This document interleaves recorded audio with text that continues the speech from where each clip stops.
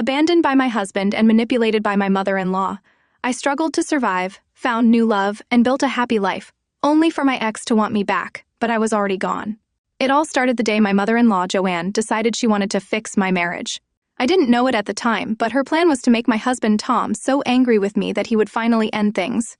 I was just a simple, naive wife, blissfully unaware of her machinations until it all came crashing down.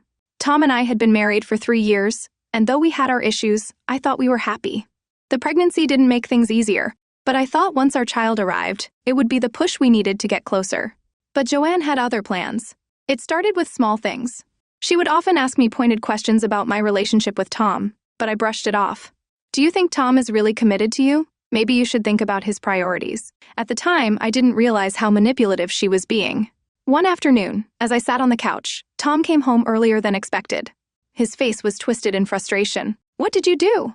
he snapped as he slammed the door shut behind him. I looked up, confused. "What do you mean?"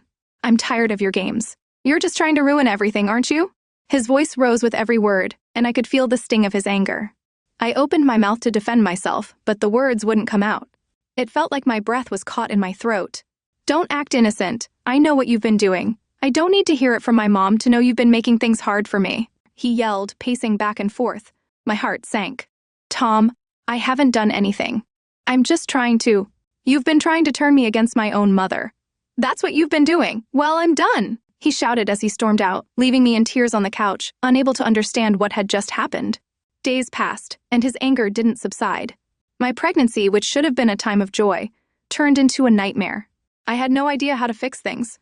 The verbal abuse escalated until one night he humiliated me in front of his friends. He called me weak and useless, laughed at how I was barely coping with everything. That night, I packed my things and left. I couldn't go back to my parents. They were distant, and I didn't want to burden them. I ended up in a dingy apartment on the outskirts of the city. It wasn't glamorous, but it was mine. I had nothing. No husband, no family support, just me and my growing belly. My pride was the only thing I had left. Life was hard. I struggled with the constant fear of what people thought of me. Was I judged as a failure? A woman abandoned by her husband carrying a child alone.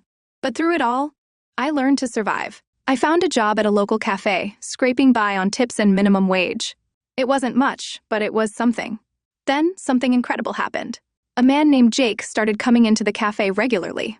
He was a quiet, gentle soul who always seemed to notice when I was struggling. One day, after the lunch rush, he approached me. "You're not okay, are you?" he asked, his eyes soft but serious. I laughed bitterly. "What makes you think that? You're always here, alone, looking like the world's on your shoulders. It doesn't take a genius to see that." His kindness caught me off guard, and I found myself opening up to him, telling him everything. The way Tom had treated me, how Joanne had orchestrated it all, how I felt like I was losing my mind.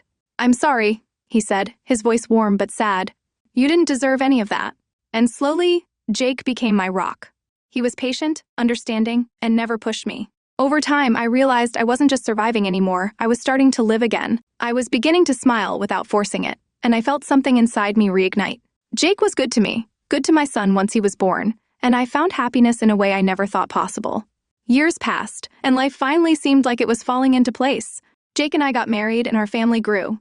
I wasn't just a single mother anymore. I was a woman with a strong, supportive husband, raising our children together. Our home was filled with love, laughter, and warmth, things I hadn't felt in so long. But then, one day, I ran into Tom. I was picking up groceries when I saw him walking down the aisle, looking older, more weathered. His eyes found mine, and for a moment, he seemed to hesitate before walking toward me. "Sarah," he said softly. "It's been a long time." I nodded, keeping my distance. "Yes, it has." He looked at me, and for the first time in years, I saw regret in his eyes. I know I messed up. I was a fool. I should have never listened to my mom.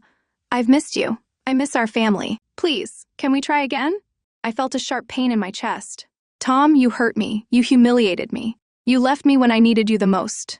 I was angry, but I realized now I was wrong. I want to make things right. I shook my head. "I've moved on, Tom. I'm happy now, with someone who loves me for who I am. I can't go back to the way things were." His face fell, and for a moment I thought I saw a flicker of the old Tom, the one I had once loved. But I couldn't go back. I wouldn't go back. As I turned to leave, I caught sight of his mother, Joanne, standing nearby, watching us. She must have been the one to tell him where I was. Her eyes met mine, and I could see the same manipulation in them that I had seen so many years ago. I could feel karma coming for her. It was only a matter of time. A few months later, I heard that Tom's life had fallen apart. He had tried to get back together with his ex-wife, but she didn't want him anymore. Joanne had lost her grip on him, and he was left alone, drowning in his own mistakes. Meanwhile, Jake, my children, and I were living our best lives. We had built something real, something no one could tear apart. We were happy, and nothing could ruin that. And when I looked at my family, I knew for sure that I had made the right choice. Life had given me a second chance, and this time I wasn't going to waste it.